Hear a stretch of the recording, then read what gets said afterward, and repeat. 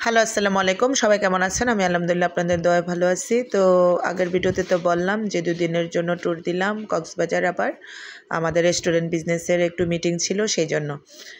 তো এই তো নিচে কনসার্ট শো ছিল, ওইখানে সবাই গান টান শুনতেছিল, আমিও গেলাম, বাবুটা গেল।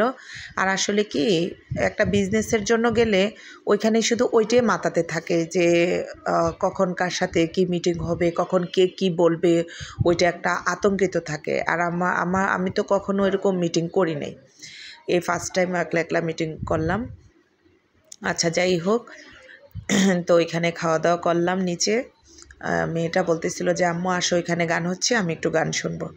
তো এই শিল্পীটার নাম আমি জানি না, শিল্পীটা হিন্দু ছিল, মহিলাটা কণ্ঠ অনেক সুন্দর। পরে দিয়ে দেখলাম যে না, হিন্দু শাঁখা আছে হাতে, হিন্দুরা তো শাঁখা সিঁদুর পরে, তো কণ্ঠটা অনেক সুন্দর মাশাল্লাহ।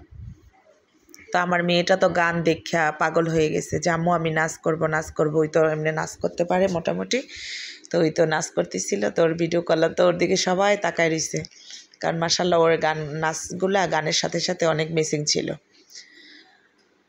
আর ওইখানে গেলাম একটা বিজনেসের জন্য, মানে রেস্টুরেন্টেরই।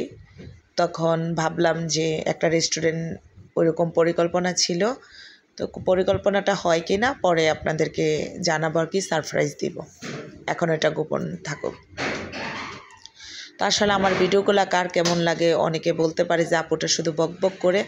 আর সত্যি কথা কি, নিজের ভিডিও নিজে করতে হয়। এই যে যারা কন্টেন্ট ক্রিয়েটার আছেন বাংলাদেশের ভিতরে, তারা তো 5-6 জন 10-12 জন, কারণ একই জেলাতে অনেকজন থাকে, সবাই সবার সাথে মিল করে অনেক সুন্দর করে কন্টেন্ট তৈরি করা হয়, অনেক ভালো লাগে। আমার তো আর কেউ নেই, আর ওরকম কারোর সাথে আমার পরিচয় নেই, কেউ আমার সাথে পরিচয় হচ্ছেও না। তো আমার নিজেরগুলো নিজের করতে হয়, আর নিজের ভিডিওগুলোই নিজের করতে হয়। আমাকে কেউ ভিডিও করে দেবে, আমার তো কেউ নেই। আমার মেয়েটা আর আমি কোথাও গেলে যাই বাহিরে, তখন আমার মেয়েটা তো অনেক ছোট, ওই তো আর ভিডিও করতে বোঝে না। তো যাই বুঝে কোনো সময় ক্যামেরা ধরলে দেখে আঁকা বাঁকা ধরে। আর মানুষকে বলে তো সবাই তো আর কন্টেন্টের প্রতি ঝুঁক না যে সবাই ভিডিও করতে পারে। তো কারোর বললে দেখি ওই ভিডিওগুলো আরও ফালতু আসে, আঁকা বাঁকা ক্যামেরা করে নেয় ওইরকম।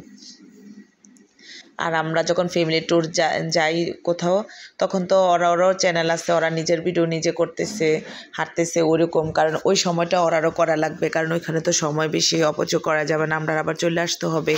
সেই জন্য ওরারটা করতে করতে আমারটা আর করে দেওয়া হয় না। তো আমার নিজেগুলাই যেরকম আসে, ভালো আসুক মন্দ আসুক, নিজেরগুলাই নিজে করি আর কি, যেমনই আসুক। কিন্তু আসলে ক্যামেরাম্যান থাকলে অনেক সুন্দর আসতো। যে যে জায়গাগুলোতে আমরা ট্যুর দিই বা যাই, ওই ক্যামেরাম্যান থাকলে অনেক সুন্দর আসতো ভিডিওগুলো, বা ওইরকম পোশাক আশাক নিয়ে গেলে এরকম। তো আমরা তো যাই একটা বিজনেসের কারণে বা ফ্যামিলিগতভাবে, ওইরকম তো হইয়া ওঠে না। তো যদি কখনো আল্লাহ দেয় একলা একলা যাই, তখন মানে ওইখানের অনেক সুন্দর সুন্দর ফটোশ্যুট করে নিয়ে আসবো আপনাদের মাঝে। তো আলহামদুলিল্লাহ, আল্লাহর প্রাকৃতিক দৃশ্যগুলো এত সুন্দর, মানে ওই জায়গাগুলো অনেক সুন্দর। আমার মনে হয় যে ওইখানে একটা ঘরবাড়ি করে থেকে যে আসলে তো ওইরকম কপাল নেই, আর এত দূরে কে থাকবে। কিন্তু জায়গাগুলো অনেক সুন্দর, দেখার জন্য সুন্দর, কিন্তু থাকার জন্য না। যেমন যদি আমি বলি ওইখানে থেকে যাই, তো আমার ভাইয়া প্রশ্ন করে থাকবি, আমার ভাবি প্রশ্ন করে থাকবো এখানে, তো আমাকে আরে রাত্রে তো থাকতে পারবো না, কারণ যেই বন জঙ্গল, ভূতের ভয় আছে, সব কিছু ভাগ টাগ সাপ অনেক কিছুর ভয় আছে ওইরকম। তো ওরা হাসে, তাহলে বলো কেন যে থেকে যাবা। তো এই তো আমার ফটোশ্যুট করার জন্য ওই জায়গাগুলো অনেক বেস্ট ছিল, নিজের ভিডিও নিজে করতেছিলাম, সেই জন্য আর ভালো করে করা হয়ে। হাজব্যান্ড যদি থাকতো তাহলে তো নিজের ভিডিওগুলো একটু করে দিত, হেল্প হইতো। হাজব্যান্ডও তো নাই, এখন কি করা, দুর্ভাগ্যের বিষয়। আসলে মানুষ কপাল নিয়ে জন্মাইতে হয়, ভালো একটা কপাল নিয়ে। আমার কপালে এত কষ্ট, আসলে 3 মিনিট 4 মিনিট 5 মিনিটের ভিডিওতে তো মানুষের কষ্টের কথা মানে বোঝা যায় না। অফ ক্যামেরাতে কিন্তু আমার লাইফে অনেক কষ্ট, অথবা অন ক্যামেরাতে একটু হাসি, একটু ভিডিও করার জন্য, আপনাদেরকে একটু দেখার জন্য একটু দুষ্টামি করে ওইরকম। কিন্তু আসলে অফ ক্যামেরাতে আমার লাইফ অনেক কষ্টের, ঠিক আছে।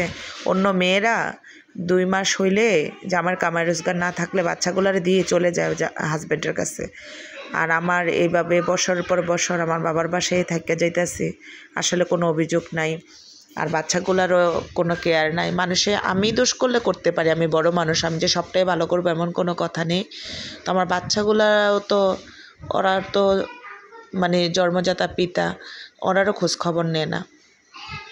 ডিভোর্স হয়েছে তো কী হয়েছে, কিন্তু বাচ্চাগুলার তো একটু খবর নিবে, বাচ্চাগুলারও তো একটু ভালোবাসা দিবে, বাচ্চাগুলার জন্য না। মানে আমার লাইফ তো কষ্টের, আমার বাচ্চাগুলার লাইফ অনেক কষ্টের।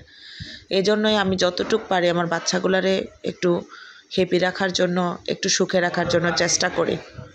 আমার বাচ্চাগুলা এতিম, মা থেকেও নেই, কারণ মা কখনো অসুস্থ হয়, কখনো সুস্থ হয়। আমার একটা বোন নেই যে আমি মারা গেলে আমার বাচ্চাগুলারে কারো হাতে উঠাই দিয়ে যাব, এরকম মানুষও নেই। তো আসলে আমার বাচ্চাগুলো অনেক এতিম, ওদের জন্য সবাই দোয়া করবেন। আর আমি আসলে এই জায়গাটা সুন্দর, ওই জায়গাটা সুন্দর, আমার তো পৃথিবীতে কেউ নেই যে জায়গা সুন্দর হইলো ওই জায়গার মধ্যে থাকার মতো মানুষ আছে। আর আমার আব্বু বাচ্চা আছে দেখে 4টা ডাল মতো ভাত খাইয়া বাচ্চা রয়েছে। আমার আব্বুর যদি কিছু হয়ে যায়, আমার বাচ্চারা আর আমার যে খাবার খাবো সেই তৌফিকটুকু হবে কি না জানি না, আল্লাহ তাআলা